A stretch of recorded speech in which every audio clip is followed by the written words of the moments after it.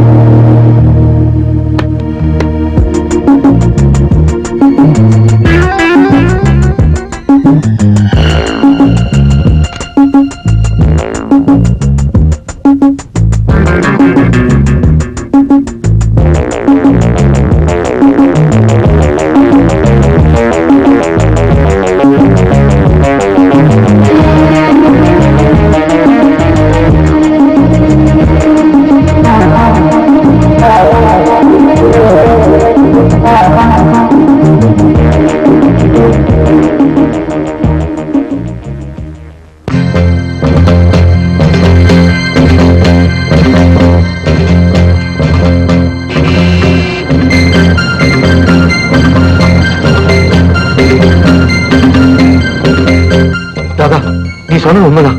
நான் அந்த போட்டோ கொண்டு வந்துட்டேன்.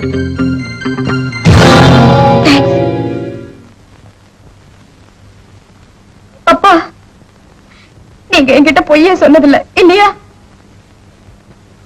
அம்மா இறந்துட்டுதான் சொன்னீங்களே, அது உண்மையா?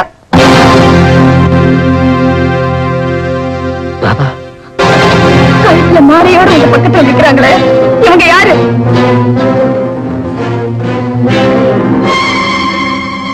இவங்க உங்க மனைவி தானே? இவங்க என்ன பெத்த தாய் தானே? சொல்லுங்கப்பா. ஆமா, அவனுடைய தாய் தான். பகிரங்கமா அவங்க உங்க மனைவின்னு சொல்ல பயப்படுறீங்களா? ஊரறியா அவங்களுக்கு நீங்க தாலி கட்டலையா? தாதா, அம்மி மிதிச்சு அருந்ததி பார்த்து தான் அவ எனக்கு மனைவியானா. ஆனா நீ பிறந்த ஒரு வருஷத்துல சில கசப்பான சம்பவங்கள். தாதா, நான் அதிகமா சொல்ல விரும்பல. உனக்கு தாயாவும் எனக்கு மனைவியாவும் வாழ அவளுக்கு யோகியதை இல்லைன்னு நான் முடிவு பண்ணிட்டேன். நீங்க ஏன் அந்த முடிவை எடுத்தீங்கன்னு கேட்கக்கூடிய தைரியமோ வயசோ எனக்கு இல்ல. ஆனா இன்னைக்கு அவங்க தானே என் தாய். இந்த உண்மை தெரிஞ்சதுக்கு அப்புறம் எப்படிப்பா நான் அமைதியா இருக்க முடியும்? என் அன்பை நான் எப்படி கட்டுப்படுத்த முடியும்? வேண்டாமா, அது முடிஞ்சு போன அத்தியாயம். பிளீஸ் தயவு செஞ்சு அதை மறந்துரு. எப்படிப்பா முடியும்?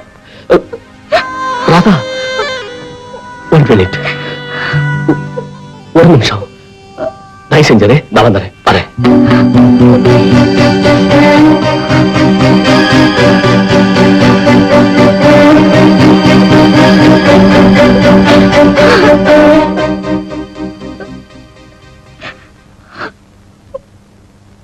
பாருமா, உன் தாய் இருக்கிற கோலத்தை பாரு.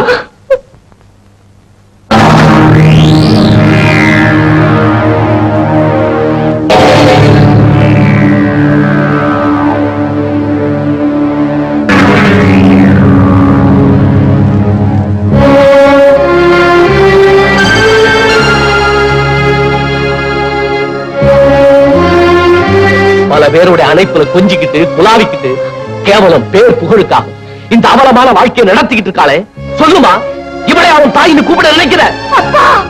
தாதா, நான் அதிகமா பேச விரும்பல. நீ புத்திசாலி, உன் மேல எனக்கு நம்பிக்கை இருக்கு. கடைசியா சொல்றேன், ஸ்கூல் வாத்தியார் மகளா இருக்கணும்னு நினைக்கிறியா, இல்ல ஒரு நடிகனுடைய மகளா இருக்கணும்னு ஆசைப்படுறியா? 16 வருஷமா என் சக்திக்கு முடிஞ்ச வரைக்கும் எந்த குறையும் இல்லாம உன்னை வளர்த்த நான் தேவையா? கவர்ச்சியா அலங்காரமா வாழ்க்கை அமைச்சுக்கிட்டு இருக்காளே, அவ தேவையா? நானா அவளா? தாயா தகப்பனா? என்னுடைய முடிவே உன்னுடைய பதில்ல தான் இருக்கு.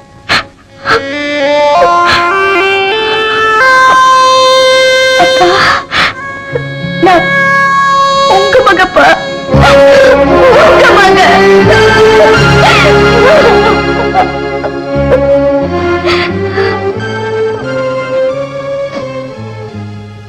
ராதா, எந்த சந்தர்ப்பத்திலும் நீ அவருடைய மகளா நல்ல காட்டிய கூடாது, அம்மான்னு கூப்பிடவும் கூடாது.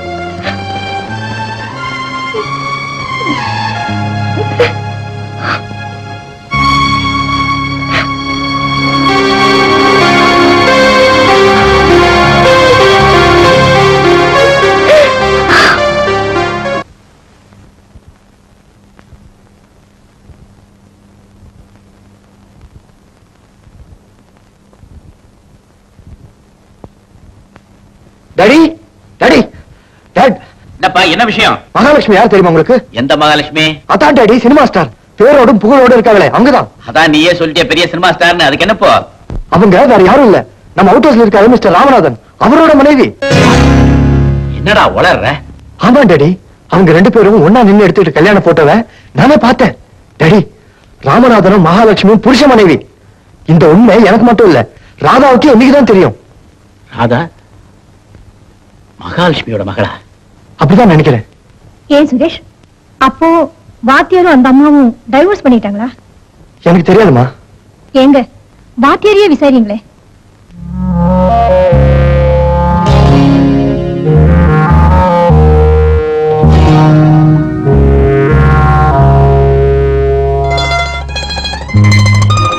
மிஸ்டர் ராமநாதன்,